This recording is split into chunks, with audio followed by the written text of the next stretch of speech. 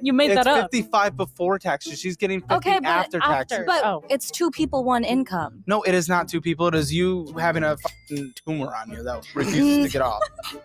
J.D. Power's got it roughly at about 47 and a half. 47 grand? Yeah, this guy's not going to be happy. He owes right around $80,000. So we're only dealing with $33,000 of negative equity. Hello, welcome back to the Purely MJ Show. If it's your first time, my name is MJ. In this channel, we discuss financial literacy, avoiding debt, and how to learn from other people's experiences. If that sparks an interest, make sure to like, comment, and subscribe. Today, we're going to be talking about negative equity. Make sure to stick and stay till the end to be entertained, but also to learn.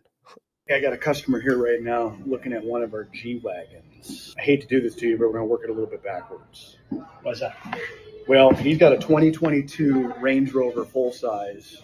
Nice car, but here's the problem. He's got over 90,000 miles on it. He's still got to pay off. How do we get it so low? Yeah, right? So we're probably dealing with some negative equities. Is he aware of the current status of Range Rover globally? The fact that they're under a hack. They got hacked and they're completely down. Yes. Right now. It's going to be ugly. Yeah. Go take a peek. Let's go look at it. Right. Nice car. Decent. How much does he have the original MSRP for? Yeah, car's about 120 new. Damn. Okay, so it was a fully loaded Westminster when he bought it new. He's got 90,000 miles. Getting a clean trade-in. J.D. Power's got it roughly at about 47 and a half.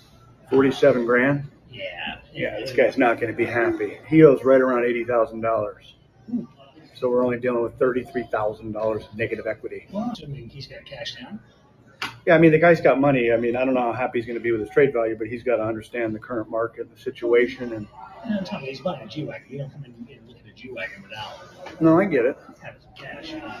All right, well, let me peel the Band-Aid here, and it may not even hurt that bad, so we'll see. He may already know. I don't think you're peeling the Band-Aid. You may be an issue. All right, guys, I'm going to start off with an apology. I know I didn't post yesterday. The whole family's sick. Kids are sick. And then I'm sick now. So, when I don't post a video, I honestly feel like a failure. So thank you for the patience. Comment down below if you missed me on the upload. But, man, this hurts. This is going to hurt more than a Band-Aid fix. This is going to need a lot of problem solving. And it's also going to need more patience than anything. To first buy a Range Rover and not understanding, right? Range Rovers depreciate like crazy once you drive off the lot, and they spend half of the time in the service department, in the shop. One should wonder, damn, I made a bad decision, right? So why didn't you lease it in the first place? See, if you have a lot of money and you like these luxurious cars, personally, there's no problem with leasing. The problem with these negative equities is the fact that a lot of people, one, should have leased it if they make a lot of money. Two is they rolled over negative equity from their other car. And the third reason is that they're still fairly new into their car loan. They probably got a 6 or 7 year loan or a 5-year loan, and they want to trade it in or try to get out of the car that they're financing 2 years in, and they haven't even touched a lot of the principal. If he makes a lot of money like he's saying, I would be patient. I'll play the long game. I would save. I would basically just try to crawl out of that, negative equity. Money is an issue. Try to pay it down, and then get out of it. And just probably get a car that's a little bit older, like a G-Wagon that's a couple years older. But it's just ludicrous to go from one car to another car. It's just irresponsibility at this point. So this lady, Stacy, works at a Mercedes dealership. And honestly, she's been doing it for 30 years, and that's the reason why she resigned, right? It has a lot to do with the negative equity that we talked about in the last video, or the negative equity that we've talked about a lot in this channel. Only people that's not in the car business asking me why I left the car business, because it ain't no more money there right now. And the reason why is the same reason why a lot of y'all are extremely upside down. $15,000 upside down, $25,000 upside down, $30,000 upside down, $40,000+ upside down. Now, how am I supposed to get these people out of these cars that bought these cars 4 years ago, 5 years ago, 3 years ago? They're stuck, just like me. And I was in the business, but I had to buy a car. So I'm upside down like everybody else. But that's exactly why I left the car business. Because the money, the manion. is not there.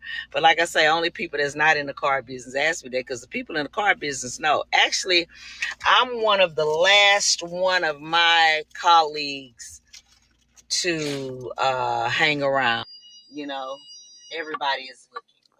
And it's because when COVID happened and the world shut down, and when it opened back up, they found a way to make automobiles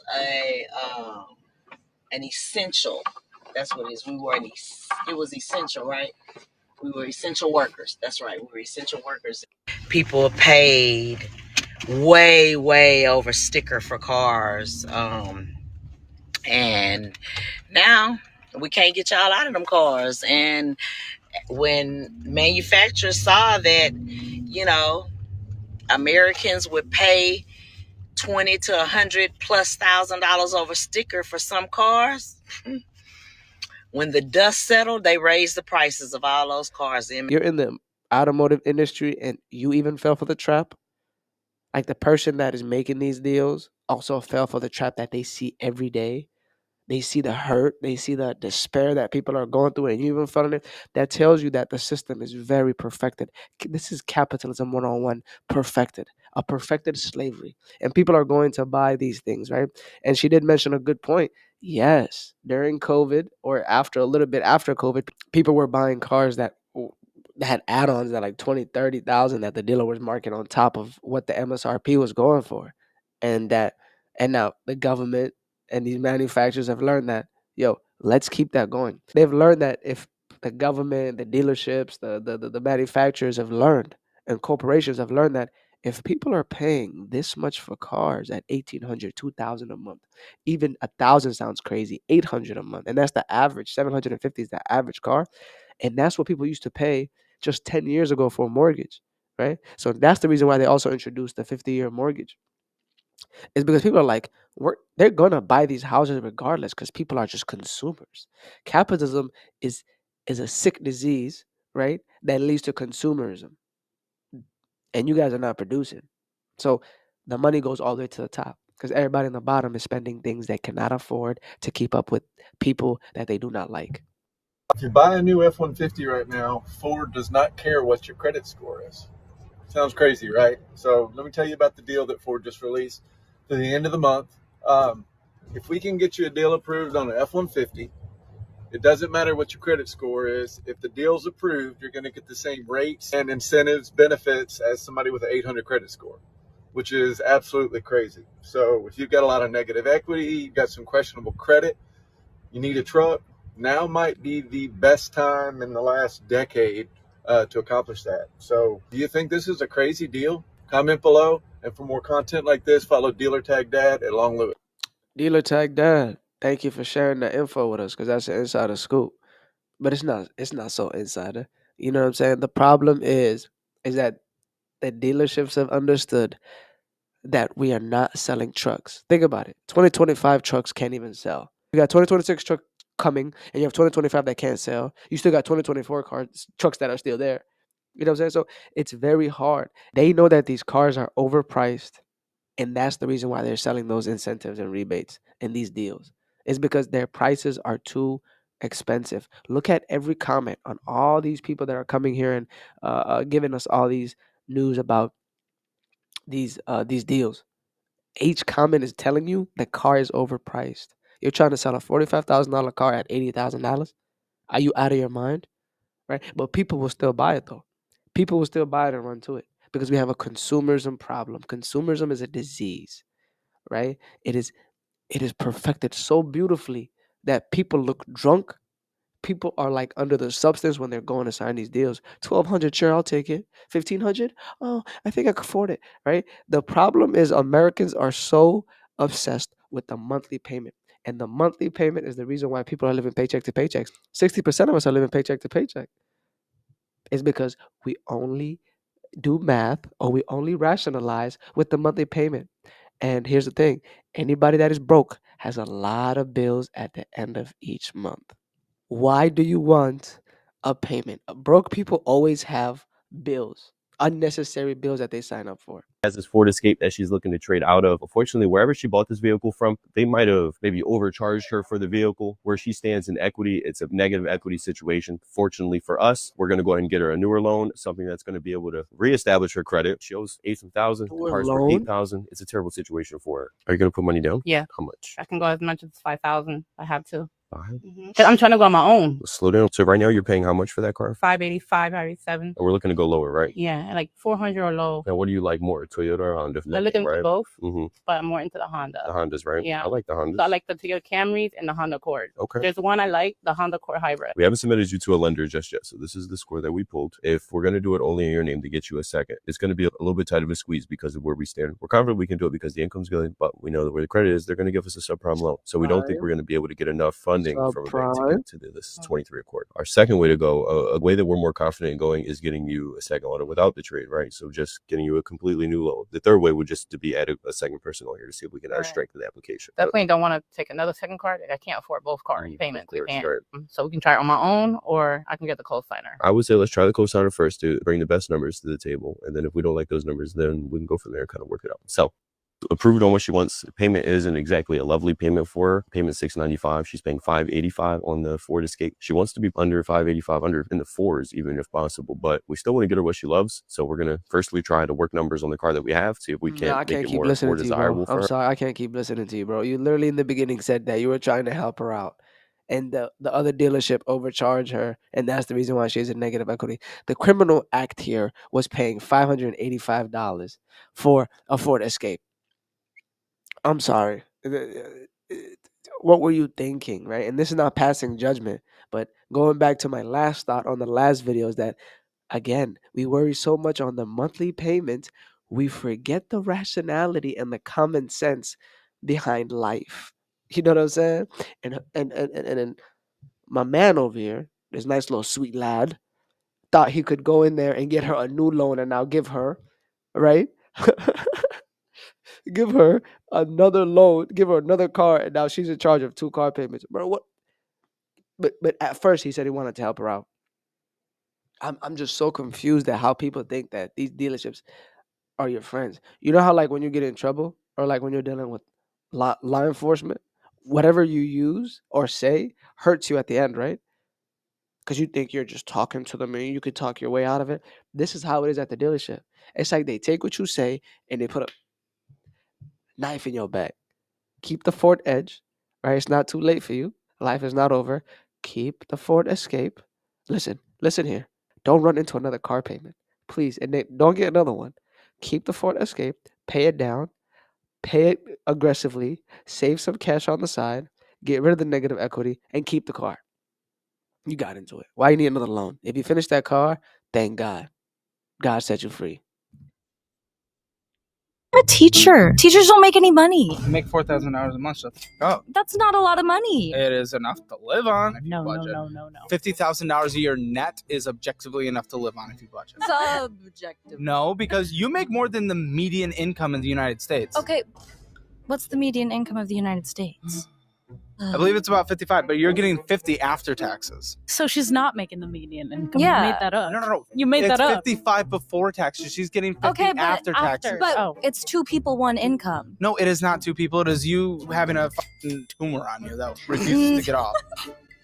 That is my favorite tumor. So you have a cash advance and you have to owe it all at once. You're just pay advance. That's when I need it. Here's the thing. Median personal individual income in 2022, $40,480. For year-round workers, $40,000. It is $60,000 full-time. So you're about at the median. I don't know what to tell you.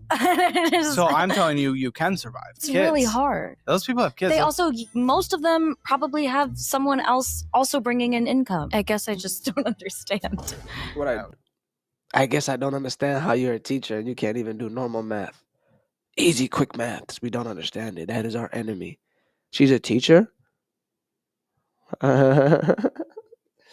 She's a teacher?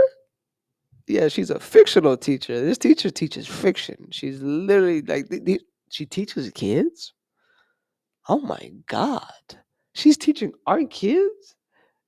And she's this delusional? And shout out to the gaslighting friend. Shout out to the friend that's next to her that always gaslights her. that's always telling her everything is okay. You're making sense. Everything is all right, sis. Yo, we are doomed, bruh. We are doomed. What is she, a theatrical teacher? She teaches theater. What are we doing? Realistically speaking, these are the people that are signing up for $1,200 car payments. I'm not passing judgment. I swear to God, I am not. I'm just telling you. And this is how it is when people consume. I understand the economy is hard. I understand things are way more expensive. But some of y'all have to wake up and really understand that you guys are paying a car payment what some people are paying for mortgages. I swear to God, I have a story to tell y'all. I was at Costco, right? And the guy in front of me looked at me, and I'm looking at him. I'm throwing trash away. He's like, "Hey, come here real quick." I'm like, "Why you want to talk to me? I don't want to talk to you, man. Stop talking to me." Right? So I pull up next to him, and he's like, "Hey, man, listen. You know that Volvo right there, the XC60, or no, it was the XC90." He said, "Yeah." I was like, "Yeah, the big SUV." He's like, "Yeah, it's a nice, it's quite luxury. It's a nice, luxurious car." He's like, "Can you imagine that they're paying what I paid for my first house?"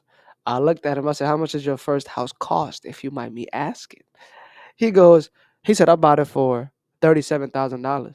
Man, I swear to God, man, I wanted to punch the wall, man. I'm like, dude, I looked at him. I congratulated him. I said, "Hey, man, listen, you a winner, big dog. You're winning. Congratulations on that." He's like, "Yeah," you know what I mean. He said, I was like, "Hey, listen, if you're selling that house, I'ma holler at you." And then he laughed. I laughed. We shook hands and we left. Some of y'all paying mortgage prices for cars. Ford Escape, like the last video. What are you thinking? Who pays Ford Escape $575? A lot of y'all can't think. Then we gonna blame everybody else but ourselves. You know what I'm saying? Capitalism does not work if everybody's consuming. That's all I'm gonna say. It's not hard. It's not hard. You know what I'm saying? But I'm gonna end the video here. I would love to ramble, but I have to end it here. I got love for you guys. I appreciate you guys. Make sure to like, comment, and subscribe. We're so close to 3,000 subscribers. Make sure to like, comment, and subscribe. Join the family. 91% of you guys are not subscribed. Like I said, you gotta change that. All right? Leave a comment. I do love what you guys say down below in the comments. And with that being said, be good, do good, and I'm gonna catch you on the next one. Peace.